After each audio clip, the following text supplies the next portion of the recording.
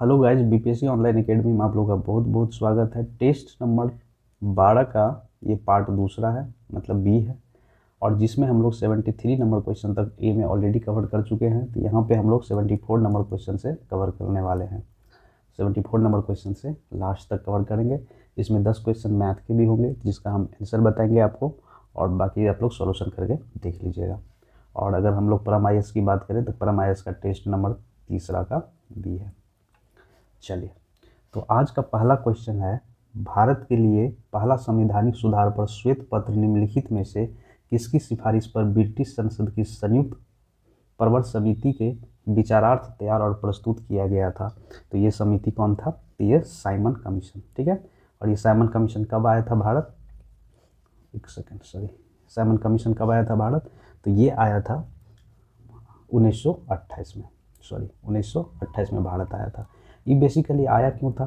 तो बेसिकली आया था जब 1919 में एक रिपोर्ट आया था, मॉन्टेगू चेम्सफोर्ड का रिपोर्ट। उसी को चेक करने के लिए जो 10 साल के बाद आना था 1929 में, जो 2 साल पहले आ गया, तो वही थे साइमन कमीशन, ठीक। और ये क्या था, मतलब कि ब्रिटेन के सबसे बड़े और सबसे महत्वपूर्ण कब्जे में संवैधानिक सुधार का अध्ययन करने के लिए भारत आया था ये। तो इसी को श्वेत पत्र के नाम से भी जानते हैं, संवैधानिक सुधार पर श्वेत पत्र के भी नाम से इसको जानते हैं। अगला क्वेश्चन है 75 नंबर। इसमें कह रहा है कि समुद्रगुप्त की प्रयागप्रस्थी में कौशल के शासक का क्या नाम था? तो कौशल के शासक का नाम था क्या? तो महेंद्र नाम था, ठीक है। 4वीं शताब्दी ईस्वी में समुद्रगुप्त की प्रयागप्रस्थिति बनाया गया, जिसमें कौशल के शासक महेंद्र का भी उल्लेख इसमें मिलता है।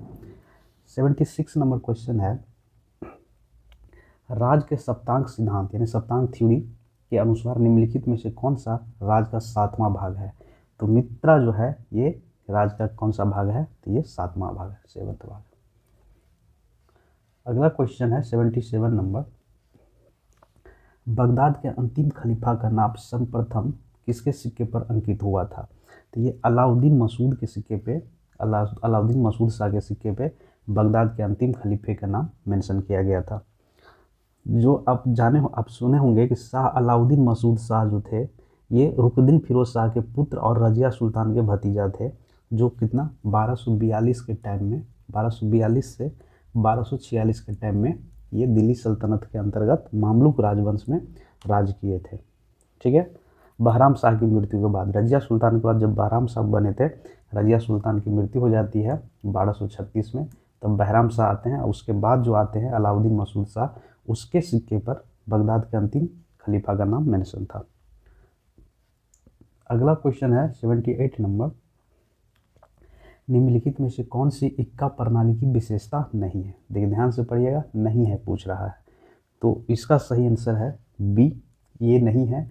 सियासतनामा इक्का प्रणाली के लिए सूचना का स्रोत था, तो ये नहीं है। बाकी सब जो है सही है। इक्का एक राजस्व, मतलब राजस्व वसूलने वाला प्रणाली थी, तो पहला ये सही है। तीसरा है, इक्का से प्राप्त राजस्व सीधे सुल्तान के खाते में जमा किए जाते थे, बिल्कुल सही। इक्का को एकत्र राजस्व से सैनिकों को बनाए रखने के लिए मुक्ति का समर्थन किया गया था। ये सारे ऑप्शन सही है, बाकी एक ही गलत है।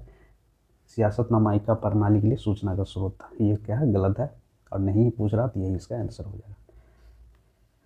अगला क्वेश्चन है 79 नंबर। इसमें कह रहा है निम्नलिखित में से कौन सा गलत है?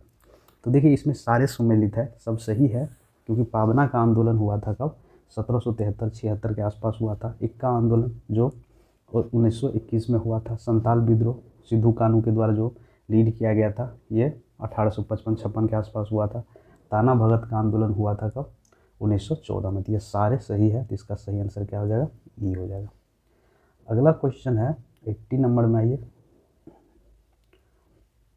80 नंबर का है, सांप्रदायिक पुरस्कार की घोषणा किस वर्ष की गई थी? तो सांप्रदायिक पुरस्कार की जो घोषणा किया गया था अगस्त 1932 में, अगस्त 1932 में, जब थर्ड राउंड टेबल कॉन्फ्रेंस ख़त्म हो गया था, तो उसी के बाद ही जो थे मैकडोनाल्ड, उन्होंने क्या कर दिया कि सांप्रदायिक पुरस्कार की घोषणा कर दी। तो इसका सही आंसर क्या हो जाएगा? ये हो जाएगा 1932। अगला क्वेश्चन है, जालियांवाला बाग नरसंहार कब हुआ था? तो जालियांवाला नरसंहार कांड हुआ था कब? 13 अप्रैल 1919 को हुआ था। और ये कहाँ पे हुआ था? तो ये पंजाब में हुआ था। अगला क्वेश्चन है 82 नंबर। इसमें कह रहा INA के अधिकारियों का परीक्षण कहाँ पर आयोजित किया गया था? तो ये किया गया था लाल किले के न्यू दिल्ली में। तो सही आंसर इसका ए हो जाएगा। 83 नंबर क्वेश्चन कह रहा है भारतीय राष्ट्रीय कांग्रेस की स्थापना के समय भारत का वायसराय कौन था? तो भारत का वायसराय जो थे वो कौन थे? लॉर्ड डफरिन थे। ठीक है, लॉर्ड डफरिन। और इसका कार्यकाल कब था? 1884 से लेके 1888 तक इसका कार्यकाल था। ठीक है, इसके काल में तीसरा एंग्लो बर्मा युद्ध हुआ था और इसी टाइम में क्या हुआ था? बर्मा को मिला लिया गया था इंडिया में। 84 नंबर है निम्नलिखित में से किस वर्ष में सपराहर आंदोलन शुरू हुआ था? तो सपराहर आंदोलन जो स्टार्ट हुआ था, बेसिकली ये आंदोलन जो था ये भागीरथी माझी के नेतृत्व में स्टार्ट किया गया था 1868 के आसपास में, 1868 के आसपास में। और ये एक सामाजिक सुधार आंदोलन था। ठीक है, भागीरथी ने खुद को संथालों के राजा और भगवान का प्रतिनिधि घोषित किया और एक अलग संथाल राज की मांग कर दी। फिर फाइनली क्या हुआ कि ये पकड़े गए और इनको अंग्रेज के द्वारा मृत्युदंड दे दिया गया। तो ये कब दिया गया था? तो 1868 में स्टार्ट हुआ था सपराहर आंदोलन, भागीरथी माझी के द्वारा स्टार्ट किया गया था। 85 नंबर है 19वीं शताब्दी के दौरान सामाजिक धार्मिक सुधारों के संदर्भ में निम्नलिखित में से कौन सा विधवा पुनर्विवाह में सक्रिय समर्थन था? तो देखिए, विधवा पुनर्विवाह में जो सक्रिय समर्थन मिला था वो मिला था किसका? DK कार्वे। ठीक है, इसका मिला था। और किसका मिला था? बेहराम जी मलवारी, इन दोनों का मिला था। बाकी राधा कांत जो थे ये क्या किए थे? विधवा पुनर्विवाह का जो विरोध किए थे। ठीक है, बस इतना ही आपको याद रखना है। तो इसका सही आंसर कौन हो जाएगा? 1 और 3 मतलब बी इसका सही आंसर हो जाएगा। 85 हो गया। चलिए आगे बढ़ते हैं हम लोग 86 के। देखिए, एक बड़ा लंबा चौड़ा सा क्वेश्चन दिया है, इसको हम पढ़ देते हैं, बाकी ऑप्शन बता देंगे। बाकी इसका एक्सप्लेनेशन बहुत लंबा है। निम्नलिखित गद्यांश पर विचार करें। उन्होंने घोषणा की कि तर्कवाद हमारा एकमात्र उपदेश है और सामाजिक उपयोगिता के दृष्टिकोण से समकालीन सामाजिक धार्मिक प्रथाओं का मूल्यांकन करता है और विश्वास को तर्कसंगत से बदलना चाहता है। उन्होंने शास्त्रों पर निर्भर रहने के बजाय बाल विवाह के खिलाफ चिकित्सीय राय का हवाला दिया। उन्होंने अपने तर्कसंगत विचार को धर्मनीति के रूप में जाना जाने वाली संधि में व्यक्त किया। उन्होंने प्रसिद्ध पत्रिका तत्वबोधिनी पत्रिका के संपादक के रूप में कार्य कर चुके हैं।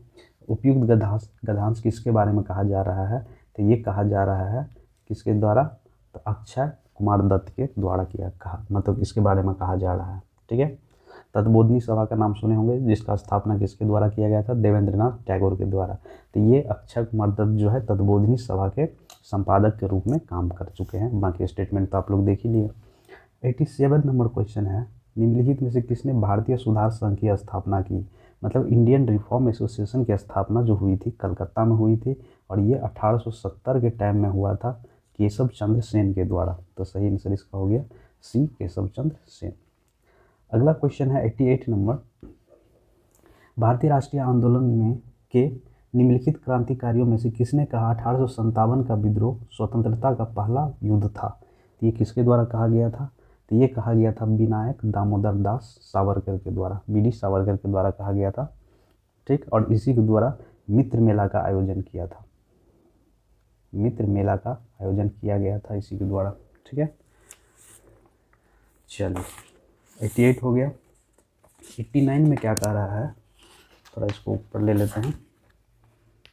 89 में चलिए 89 में कह रहा 1918 की अहमदाबाद मिल हड़ताल के संदर्भ में निम्नलिखित कथनों पर विचार कीजिए और दिए गए कथनों में कौन सा सही है इसके बारे में ये बताना आपको। चलिए, इसमें पहला स्टेटमेंट पढ़ना है। हड़ताल का मुख्य कारण प्लेग बोनस की समाप्ति थी। ये बिल्कुल सही। ये जो अहमदाबाद मिल वर्करों का जो हुआ था, प्लेग का एक बीमारी फैल गया था वर्करों में, तो उसके बोनस के रूप में कंपनी की मांग की थी, उसी के लिए मेन हड़ताल किया गया था ये। दूसरा स्टेटमेंट है, यह राजेंद्र प्रसाद ही थे जिन्होंने महात्मा गांधी से श्रमिकों की ओर हस्तक्षेप करने का अनुरोध किया था। नहीं, ये महात्मा गांधी नहीं थे, सॉरी, राजेंद्र प्रसाद नहीं थे।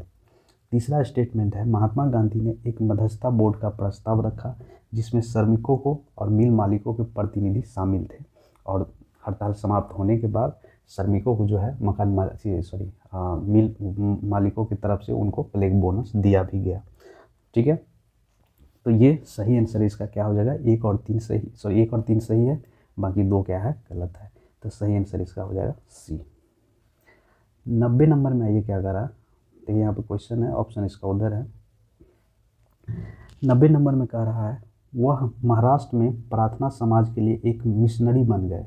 उन्होंने 1906 में बम्बई में दलित वर्ग मिशन की स्थापना की। इधर आइए, बाकी यहाँ है, स्थापना की। उन्होंने अछूतों के मंदिरों में प्रवेश, पशु बलि पर प्रतिबंध और महाराष्ट्र में देवदासी परंपरा की दिशा में अनुकरणीय प्रयास किए। 1970 में वो अस्पृश्यता की प्रथा की निंदा करते हुए भारतीय राष्ट्रीय कांग्रेस के एक प्रस्ताव पारित करने में सफल रहे। उपयुक्त का डांस निम्नलिखित में से किसके बारे में कहा गया है, तो ये कहा गया है विट्ठल रामाजी शिंदे के बारे में, विट्ठल रामाजी शिंदे के बारे में कहा गया है इसको। अगला क्वेश्चन है 91 नंबर, इसमें कह रहा तेंदुलकर फार्मूला और जनगणना 2011 के अनुसार बिहार का कितना हिस्सा गरीबी रेखा से नीचे था। तो देखिए, तेंदुलकर कमेटी का जो गठन किया गया था 2011-12 के दरमियान में किया गया था, और इस रिपोर्ट जो सबमिट किया था तो उसमें बताया गया था कि जो ग्रामीण क्षेत्र का जो गरीबी है जो वो कितना, लगभग 34.1% है, और जो शहरी क्षेत्र का है वो कितना है, 31.2% गरीबी रेखा है यहाँ पे। तो अगर कुल अनुपात की बात करें तो टोटल राज्य में 33.7% लोग जो है यहाँ पे गरीब है। तो इसका सही आंसर कौन हो जाएगा, सी हो जाएगा। 92 नंबर क्वेश्चन है, देखिए तो हल्का सा क्वेश्चन है, उत्तर से दक्षिण तक बिहार राज्य का विस्तार कितना है। तो उत्तर से दक्षिण तक बिहार राज्य का जो ये कितना है, 345 किलोमीटर है। ठीक, समुद्र तल से बिहार की औसत ऊंचाई कितनी है, तो ये है 173 फीट है। 93 हो गया। 94 में क्या कह रहा है, किस घाटी को हड़हा नदी घाटी के नाम से भी जाना जाता है। तो देखिए, दून घाटी को हड़हा घाटी के नाम से भी जाना जाता है, ये दून घाटी है, यहाँ पे सही कर लीजिएगा। इसका सही आंसर है ए। ठीक है, यह क्षेत्र रामनगर, दून और सोमेश्वर पहाड़ी पर्वतमाला के बीच है, दून घाटी, जिसको हड़हा दून भी कहा जाता है, दून घाटी को हड़हा कहा जाता है। ठीक, चलिए 95 नंबर कह रहा है, निम्नलिखित में से कौन सा दक्षिण बिहार की पहाड़ी मैदान भाग है। तो देखिए, इसमें जितना भी देख रहे हैं, रामशिला, प्रेतशिला, रत्नगिरी, पीरी पहाड़ी, ये सारे पहाड़ी जो है ये कहाँ पे है, ये दक्षिणी बिहार पहाड़ी का हिस्सा है। तो सही आंसर इसका ये हो जाएगा। 96 में आइए,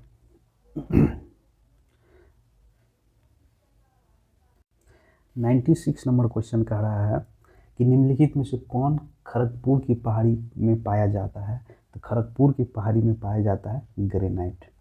तो सही आंसर इसका डी हो जाएगा। 97 नंबर क्वेश्चन कह रहा है, 97 का, निम्नलिखित राज्य में राष्ट्रपति शासन लगाने के लिए निम्नलिखित में से किस स्थिति को उचित माना जा सकता है।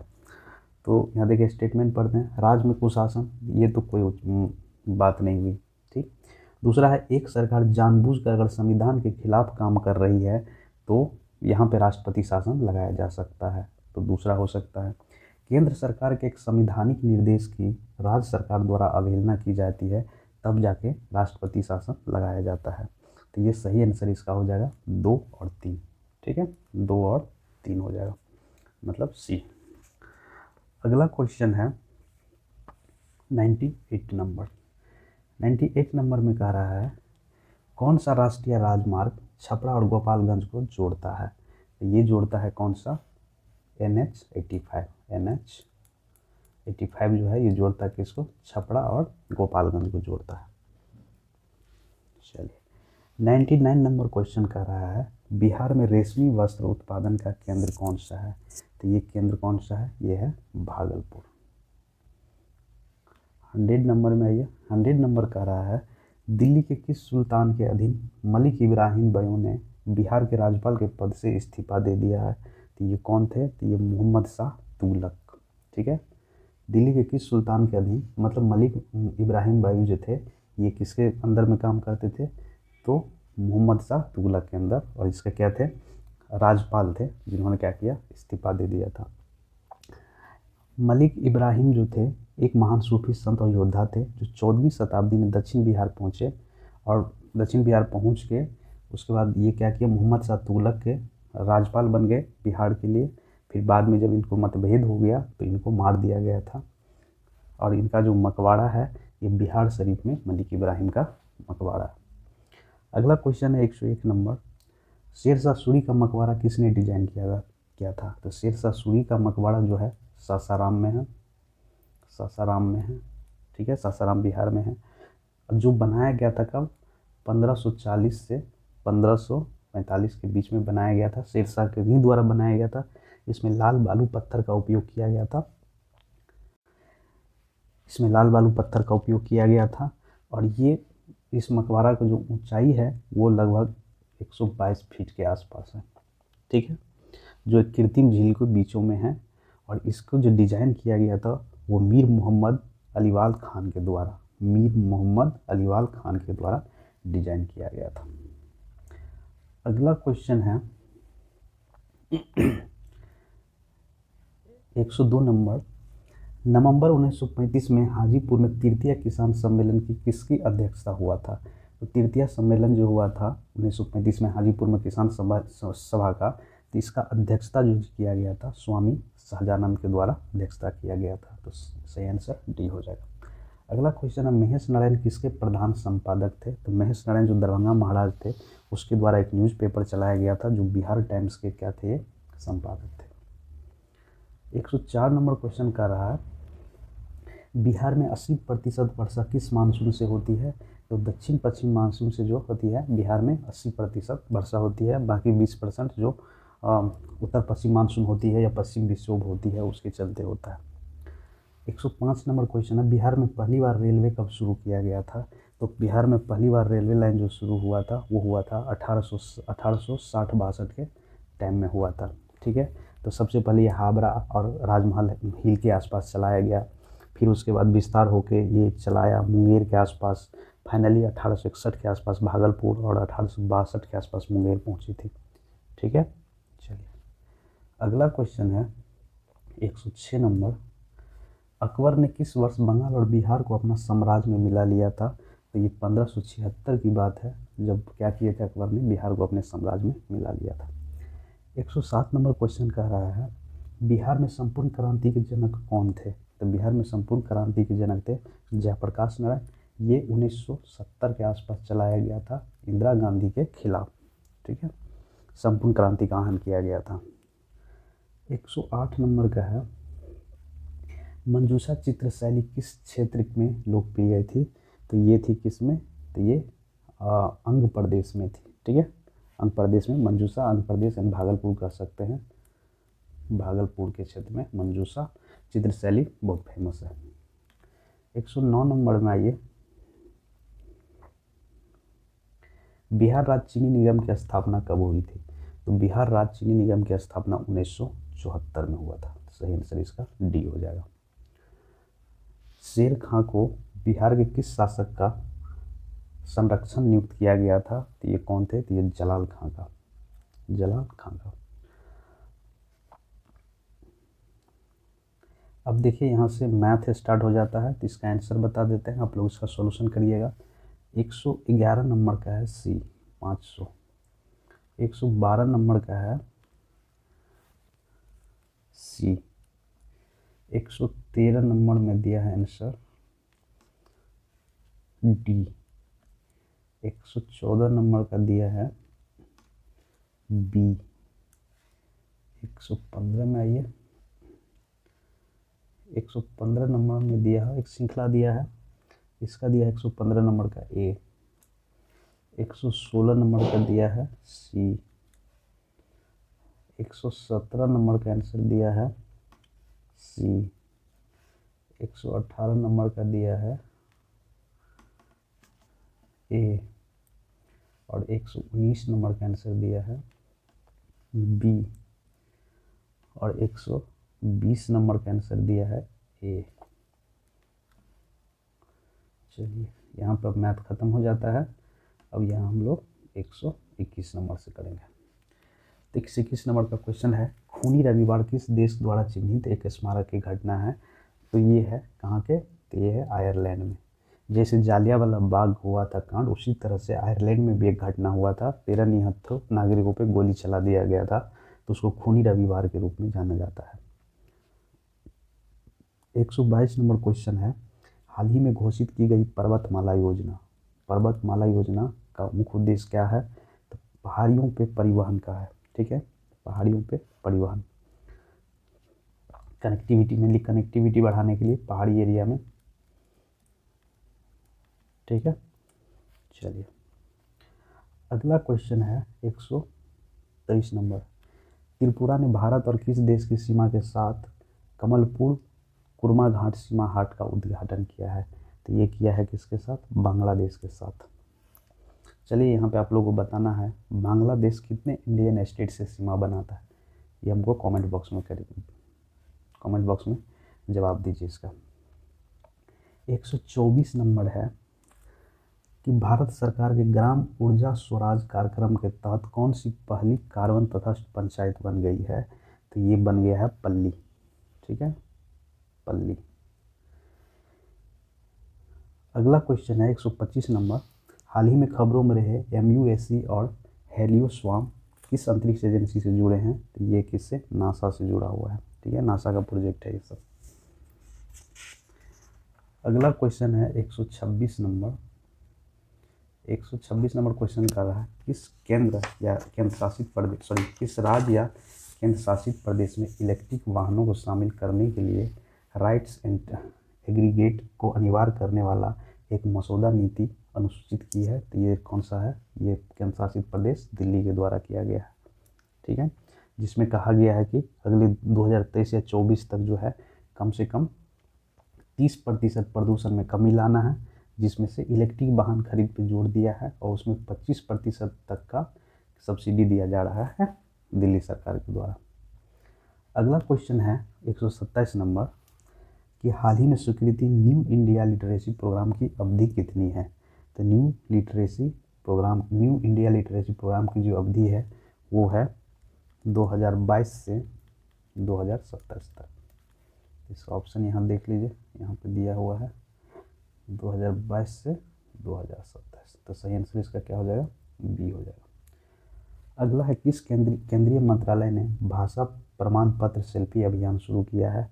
तो ये शुरू किया गया है शिक्षा मंत्रालय के द्वारा। फिर से देख लीजिए, भाषा प्रमाण पत्र सेल्फी शिक्षा मंत्रालय द्वारा शुरू किया गया। 129 नंबर क्वेश्चन है, जापान ने हाल ही में किस देश के साथ पारस्परिक पहुंच समझौता पर हस्ताक्षर किया? तो ये किया है ऑस्ट्रेलिया के साथ। 130 नंबर क्वेश्चन है कि अग्निपथ योजना के संदर्भ में निम्नलिखित कथनों पर विचार कीजिए और सही उत्तर चुनिए। तो देखिए, इसमें जो पहला स्टेटमेंट दिया हुआ है, इस योजना के तहत सैनिक सशस्त्र बलों में मौजूदा रैंक का हिस्सा नहीं होंगे, ये भी सही है। दूसरा स्टेटमेंट है इसका, 4 साल के कार्यकाल के बाद भर्ती किए गए कर्मियों में 25% को अस्थायी कमीशन के तहत 15 साल तक का काम करने की अनुमति दी जाएगी।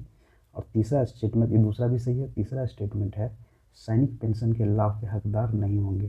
ठीक है, ये तीसरा जो है गलत है, बाकी पहला दूसरा सही है। तो सही आंसर इसका हो जाएगा ये। अगला क्वेश्चन है 131 नंबर, भारत में हर साल सेना दिवस कब मनाया जाता है? तो भारत में हर साल सेना दिवस मनाया जाता है 15 जनवरी को। ठीक है, भारत में सेना दिवस हर साल कब मनाते हैं? 15 जनवरी को मनाते हैं। अगला है, कभी कभी समाचार में देखे जाने वाला पर्पल रेवोल्यूशन निम्नलिखित में से किसकी खेती से जुड़ा है? तो यह है सुगंधित पौधे से। ठीक है, पर्पल रेवोल्यूशन सुगंधित पौधे से संबंधित है। अगला क्वेश्चन है, व्यक्तिगत श्रेणी में 2022 में सुभाष चंद्र बोस आपदा प्रबंधन पुरस्कार किसने जीता? तो ये जीता है किसके द्वारा? विनोद शर्मा के द्वारा जीता गया। अगला क्वेश्चन है, पद्म भूषण पुरस्कार से सम्मानित आर नागास्वामी जिसका हाल ही में निधन हो गया, वो किस क्षेत्र से जुड़े हुए थे? तो वो जुड़े हुए थे पुरातत्व, ठीक है, पुरातत्विक वैज्ञानिक थे, इतिहासकार थे। 51 वर्ष की उम्र में इनकी देहांत हो गई। 135 नंबर क्वेश्चन है, कॉमनवेल्थ चैंपियन में स्वर्ण पदक जीतने वाली झिल्ली दल बेहरा किस खेल से जुड़े हुए हैं? तो ये भारोत्तोलन से जुड़े हुए हैं। अगला क्वेश्चन है 136 नंबर, मानक विकास संगठन SDO की BIS योजना के तहत भारतीय मानक ब्यूरो द्वारा मान्यता प्राप्त पहला संगठन कौन सा है? तो ये संगठन है कौन सा? अनुसंधान, डिजाइन और मानक संगठन, B। 137 नंबर क्वेश्चन कह रहा है, जलवायु निवेश कोष का पहला लाभार्थी कौन देश बना है? तो ये बना है दक्षिण अफ्रीका। अगला क्वेश्चन है 138 नंबर, सैन्य अभ्यास दक्षिणी शक्ति कहाँ आयोजित किया गया था? तो ये किया गया था जैसलमेर, राजस्थान में।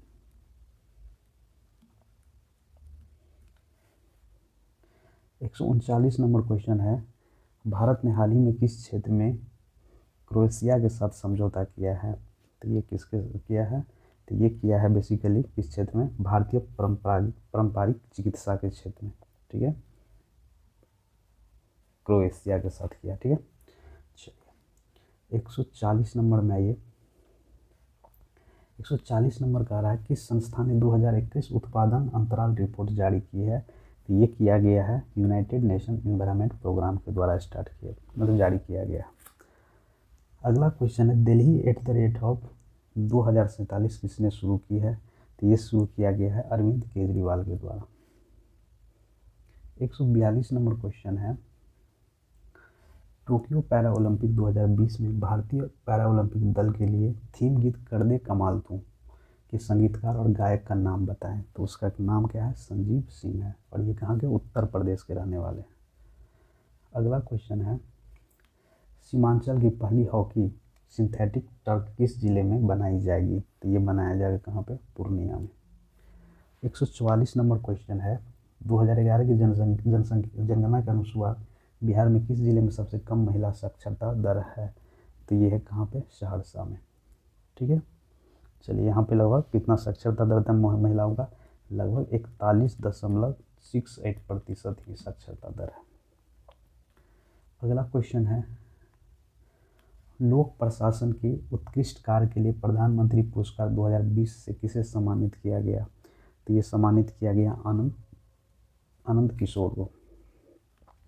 146 नंबर क्वेश्चन का रहा है, 17 फरवरी 2022 को बिहार विधायक दल के सदस्यों के लिए आयोजित प्रबोधन कार्यक्रम का उद्घाटन किसने किया? तो ये किया गया था किसके द्वारा? ओम बिरला के द्वारा। पटना साहब में पूर्व सांसद शत्रुघ्न सिन्हा ने हाल ही में किस राज्य में हुए लोकसभा उपचुनाव में जीत हासिल की? तो वो किया है कहाँ पे? पश्चिम बंगाल में। IPL मेगा ऑक्शन 2022 में सबसे महंगे खिलाड़ी बिहार के ईशान किशन को किस टीम ने खरीदा है? तो ये खरीदा है किसके द्वारा? मुंबई के द्वारा, ठीक है। लेकिन इसमें थोड़ा डॉट लग रहा है हमको, एक बार आप लोग चेक कर लीजिएगा, ठीक है। मुंबई के द्वारा खरीदा गया है, और ये कितना? 15.25 करोड़ रुपया में इनका नीलामी हुआ है। 149 नंबर क्वेश्चन है, बिहार कृषि विश्वविद्यालय द्वारा विकसित सबोर 1 किस फसल से संबंधित है? तो ये संबंधित है मखाना से। सही आंसर इसका बी हो जाएगा। 150 नंबर क्वेश्चन है, नेशनल सिंगल विंडो सिस्टम से जुड़ने वाला देश का पहला केंद्र शासित प्रदेश कौन बन गया है? तो ये बन गया है बी, जम्मू एंड कश्मीर। तो चलिए इसी के साथ हम 150 क्वेश्चन पूरा कर दिए हैं। Thank you for watching BPSC online academy. गलती से कोई ऑप्शन हम अगर गलत बता दिए होंगे, एक्सप्लेनेशन गलत करते होंगे, तो प्लीज़ मुझे कमेंट बॉक्स में बता दीजिएगा, ताकि हम भी सही कर ले उसको। Thank you for watching BPSC online academy. अगर ये सेशन आपको अच्छा लगता है तो प्लीज़ मेरे सेशन को लाइक कीजिए, शेयर करिए, सब्सक्राइब करिए चैनल को।